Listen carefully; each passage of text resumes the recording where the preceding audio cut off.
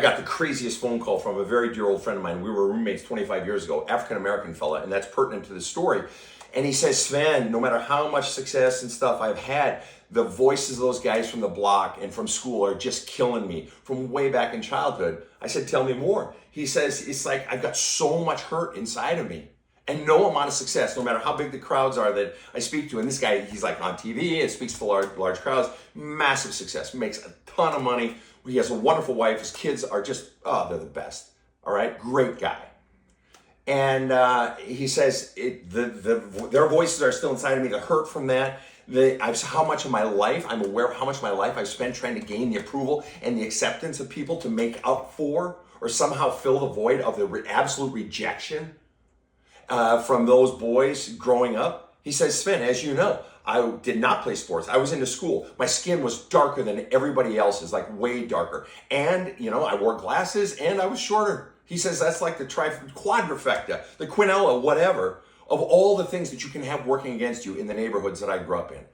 And he said, and it's nothing. And if I'm really honest, Sven, and I don't like to admit this, but I've spent so much of my life trying to say, I'll show you with my career and with my success and even with my family, and it's embarrassing.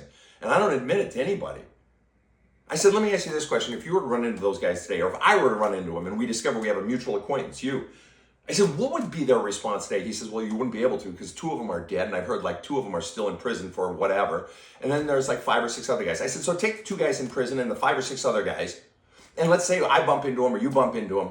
Is it likely that if they heard of all your successes, if they haven't already, and I told them that you had gone to an Ivy League school, gotten your PhD at an Ivy League school, and had all these successes, would they be looking up at you and respecting you and admiring you, or would they still be looking down at you?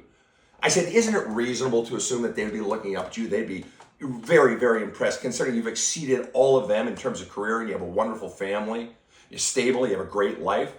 Isn't it possible that if they've seen you and heard about you already, they're already bragging about you? Hey, I know him. I knew him. Yeah, I knew him from the block and stuff like that. Isn't it reasonable to assume they would be respecting you and looking up to you and not looking down on you anymore? He says, yeah, that's reasonable. You're right. You're right. I said, so what that means is you have spent the better part of the last 55 years trying to win the approval of and the acceptance of and say, I'll show you, to a bunch of 9 and 12-year-olds.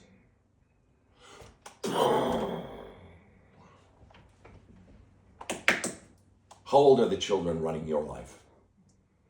Who are the kids that you're still trying to gain the approval of, the acceptance of, or say, I'll show you to? How old are they? Slay your demons.